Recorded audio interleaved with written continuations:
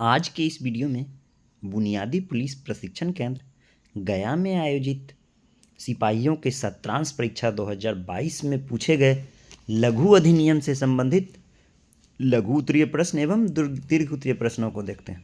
प्रश्न की कड़ी में प्रथम प्रश्न है, सूचना के अधिकार अधिनियम 2005 की धारा 9 क्या है? तो सूचना के अधिकार अधिनियम 2005 की धारा 9 के तहत जो है केंद्रीय लोक सूचना पदाधिकारी और राज्य लोक सूचना पदाधिकारी या अधिकारी को जो है सूचना के प्रकट किए जाने से छूट है। यानी कि कुछ इस तरह की सूचनाएं हैं जिसको कि प्रकट नहीं भी किया जाएगा, इसके तहत सूचना नहीं बताया जाएगा। चलिए दूसरा प्रश्न है, बिहार पुलिस अधिनियम 2007 के अंतर्गत पुलिस के सामाजिक कर्तव्य क्या हैं? धारा सहित वर्णन करें। तो बिहार पुलिस अधिनियम 2007 की धारा 34 में पुलिस के निम्न सामाजिक कर्तव्य का वर्णन है। पुलिस जनता से या फिर वरिष्ठ नागरिक से, महिला से, बच्चों से शालीनता और नम्रता से पेश आएंगे। दूसरा, वरिष्ठ नागरिक, महिला, बच्चों, गरीब एवं विकलांग और असहाय व्यक्तियों की सहायता एवं मार्गदर्शन करेंगे। अपराध और सड़क दुर्घटनाओं से पीड़ित व्यक्तियों को चिकित्सकीय, विधिकीय या फिर मुआवजा सहित सहायता उपलब्ध कराएंगे। सभी वर्गों से, जातियों से निष्पक्ष एवं मानवीय व्यवहार रखेंगे। सार्वजनिक स्थानों या परिवहन या अन्यत्र महिला एवं बच्चों के उत्पीड़न को रोकेंगे। अभिरक्षा में, पुलिस की अभिरक्षा में रह रहे व्यक्तियों को जो है कानूनी सहायता की जानकारी देंगे। समय समय पर सरकार के द्वारा निर्धारित अन्य कर्तव्य एवं उत्तरदायित्व का भी निर्वहन करेंगे, पालन करेंगे। यही है। चलिए तीसरा प्रश्न है, अगर कोई व्यक्ति नशे की हालत में कोई वाहन चलाते पकड़ा जाए तो दंड का क्या प्रावधान है? धारा सहित लिखें। मोटर यान संशोधन अधिनियम 2019 की धारा 185 के तहत कोई व्यक्ति नशे की हालत में वाहन चलाते पकड़ा जाए तो दंड जो है 6 माह का कारावास या फिर 2000 रुपया जुर्माना या फिर दोनों से दंडित किया जाएगा। चलिए नेक्स्ट इसमें है चौथा प्रश्न, आग्नेयास्त्र के प्रयोग से संबंधित अपराध के लिए आयुध अधिनियम 1959 की किस धारा के अंतर्गत दंड का प्रावधान है? लिखें। तो आग्नेयास्त्र के प्रयोग से संबंधित अपराध के लिए जो है आयुध अधिनियम 1959 की अपराध के लिए दंड जो है आयुध अधिनियम 1959 की धारा 28 के तहत 7 वर्ष का कारावास, जुर्माना या फिर दोनों से दंड का प्रावधान है। नेक्स्ट पांचवा प्रश्न है, विधि विरुद्ध क्रियाकलाप निवारण अधिनियम 1967 की धारा 15 एवं 16 का वर्णन करें। तो विधि विरुद्ध क्रियाकलाप निवारण अधिनियम 1967 की धारा 15 जो है आतंकवादी कार्य के बारे में बताया गया है और धारा 16 जो है आतंकवादी कार्य के लिए दंड निर्धारित है। अगर आतंकवादी गतिविधि में मृत्यु हुई है तो दंड जो है मृत्युदंड मिलेगा या आजीवन कारावास, या फिर मृत्यु के अलावे अन्य मामले में जो है कम से कम 5 वर्ष का सजा कारावास है और अधिकतम आजीवन कारावास या फिर जुर्माने से दंडित का प्रावधान है।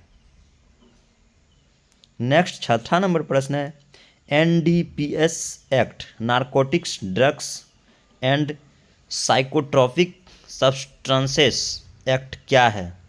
NDPS एक्ट क्या है, उल्लेख करें। तो NDPS एक्ट 1985 में आया। भारत में जो है नशीले पदार्थों के अवैध व्यापार, खेती, निर्माण, कब्जे, बिक्री, खरीद, भंडार और सेवन पर रोक लगाने वाला एक कड़ा कानून है NDPS कानून। चलिए सातवां प्रश्न है, अनैतिक व्यापार अधिनियम 1956 में वेश्यावृत्ति की क्या परिभाषा दी गई है? तो अनैतिक व्यापार अधिनियम 1956 में जो है वेश्यावृत्ति व्यवसाय या फिर पैसों के लाभ के लिए जो है किसी स्त्री के द्वारा स्वयं के शरीर को मैथुन के लिए पेश करना या किसी अन्य स्त्री के शरीर को पेश कराना, ये वेश्यावृत्ति है। देह व्यापार भी बोल सकते हैं आप। चलिए नेक्स्ट 8वां प्रश्न है, निम्नलिखित मोटर गाड़ी नंबर प्लेट किस राज्य से संबंधित है? प्रथम है HP, HP हो गया आपका हिमाचल प्रदेश। दूसरा है MP, मध्य प्रदेश। तीसरा है JH, झारखंड। चौथा है WB, वेस्ट बंगाल यानी कि पश्चिमी चंपारण। और पांचवा है TN, तमिलनाडु। चलिए नेक्स्ट 9वां नंबर प्रश्न है, बिहार अपराध नियंत्रण अधिनियम 1981, बिहार अपराध नियंत्रण अधिनियम 1981 के अंतर्गत असामाजिक तत्व से आप क्या समझते हैं? कि बिहार अपराध नियंत्रण अधिनियम 1981, ये थोड़ा 1981 में नहीं आया है भाई, देख लीजिएगा। बिहार अपराध नियंत्रण अधिनियम के अंतर्गत असामाजिक तत्व से क्या समझते हैं? तो असामाजिक तत्व को देखते हैं। असामाजिक तत्व जो है BNS के अध्याय 16 या अध्याय 17 के तहत कोई भी दंडनीय अपराध करता है या करने का प्रयास करता है तो वह असामाजिक तत्व है। दूसरा, अनैतिक व्यापार निवारण अधिनियम 1956 के अधीन महिला एवं बच्चों के व्यापार से जुड़ा कोई भी अपराध करता है तो वो भी असामाजिक तत्व है। तीसरा, यौन अपराधों से बच्चों का संरक्षण अधिनियम 2012 के तहत कोई भी अपराध करता है तो वह असामाजिक तत्व है। चौथा, धर्म, मूल वंश, जाति, भाषा या समुदाय के आधार पर शत्रुता या घृणा फैलाता है तो वह असामाजिक तत्व है। पांचवा, स्त्री या लड़की को छेड़ता है, यह असामाजिक तत्व है। छठा, बिहार पुलिस हस्तक 1978 के तहत जो कि गुंडा घोषित कर दिया गया हो वह असामाजिक तत्व है। सातवां, मद्य निषेध से संबंधित मामलों में जो संलिप्त हो वह असामाजिक तत्व है। आठवां, आयुध अधिनियम 1959 के तहत जो गोला बारूद का निर्माण या क्रय विक्रय में संलिप्त हो वह असामाजिक तत्व है। नौवां, IT अधिनियम, इंफॉर्मेशन टेक्नोलॉजी अधिनियम 2000 के तहत जो है जो दंडनीय अपराध करता हो ये सब असामाजिक तत्व के अंतर्गत आते हैं। नेक्स्ट 10वां नंबर प्रश्न है, संक्षिप्त पर टिप्पणी लिखें। इसमें प्रथम है विशेष पुलिस पदाधिकारी, स्पेशल पुलिस ऑफिसर्स।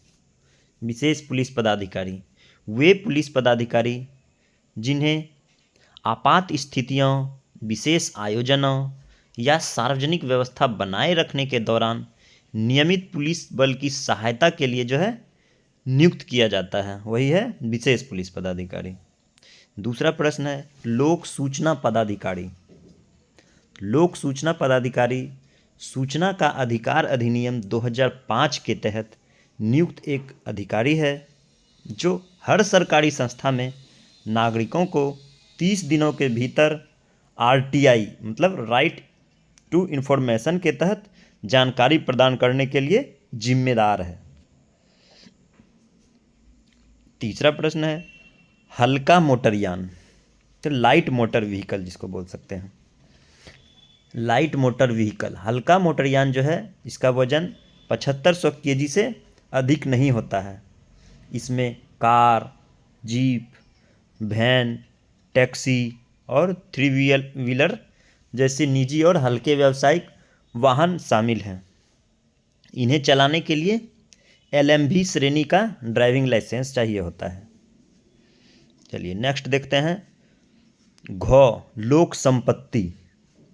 लोक संपत्ति वैसा संपत्ति जो सरकार, स्थानीय निकायों या केंद्र या राज्य के उपक्रमों के स्वामित्व या नियंत्रण में होता है और जनता के उपयोग के लिए उपलब्ध होता है, जैसे पार्क, स्कूल, बस, ट्रेन, ऐतिहासिक स्मारक, ये सभी लोक संपत्ति है। चलिए, लघु अधिनियम का प्रश्न समाप्त हुआ। नेक्स्ट वीडियो में हम देखेंगे पुलिस हस्तक नियम से संबंधित प्रश्नों को। धन्यवाद। इसी तरह का वीडियो पाने के लिए हमारे चैनल से जुड़े रहें।